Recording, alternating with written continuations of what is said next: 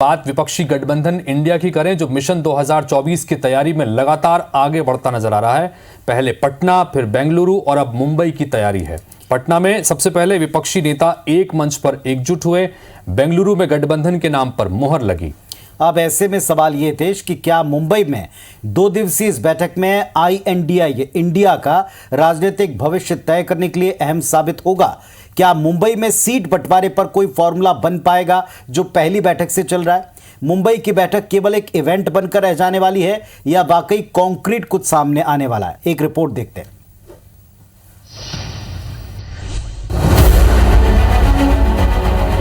लोकसभा चुनाव 2024 में भाजपा को सत्ता से बाहर करने के लिए विपक्षी गठबंधन Indian national developmental inclusive alliance India की तीसरी बैठक 31 अगस्त और 1 सितंबर को मुंबई में होगी।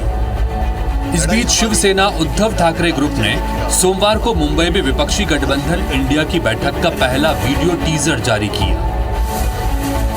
इस बैठक में गठबंधन के लिए संयोजक चेयरपर्सन पद के प्रस्ताव पर चर्चा होगी। साथ ही कोऑर्डिनेशन कमेटी के गठन को अंतिम रूप देने पर चर्चा की जाएगी। विपक्षी पार्टियों की इस बड़ी बैठक में 2024 के लोकसभा चुनाव के लिए एक कॉमन मिनिमम प्रोग्राम के प्रस्ताव पर चर्चा होने की उम्मीद है। इसके साथ ही मीडिया में विपक्ष का पक्ष जोरदार ढंग से रखने के लिए इंडिया गठबंधन के प्रवक्ताओं की नियुक्ति के प्रस्ताव पर भी चर्चा होगी। भविष्य में सामूहिक रैली करने पर बैठक में चर्चा हो सकती है। इसके साथ ही समन्वयक के लिए दिल्ली में इंडिया गठबंधन का हेडक्वार्टर बनाने के प्रस्ताव पर भी चर्चा होगी। इस दौरान गठबंधन के लोगों पर भी विमर्श किया जाएगा।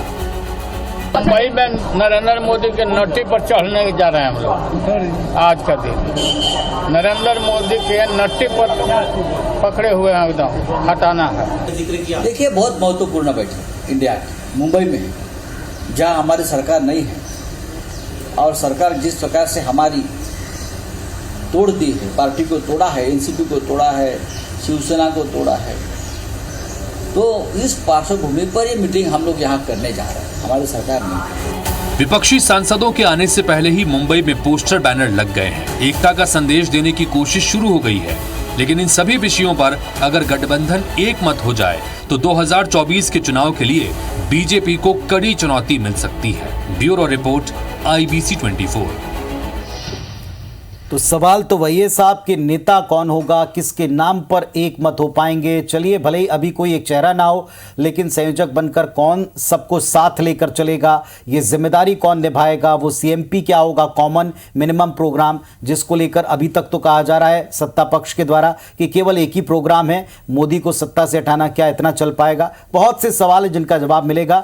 बहुत कठिन है, डगर पनगट की कहना उचित होगा। बिल्कुल। और पुनीत, इन सब के बीच में जैसा आपने तमाम सवाल खड़े किए, इन सब में सबसे बड़ा सवाल ये कि इतने सारे दलों को मिलाकर जो गठबंधन बनाया है जी, इस गठबंधन की एकता को लेकर ही कई सारे सवाल खड़े हो रहे हैं। बहरहाल अब मुंबई की मीटिंग से क्या मंथन होने के बाद निकल कर आता है, ये भी बड़ा दिलचस्प होगा।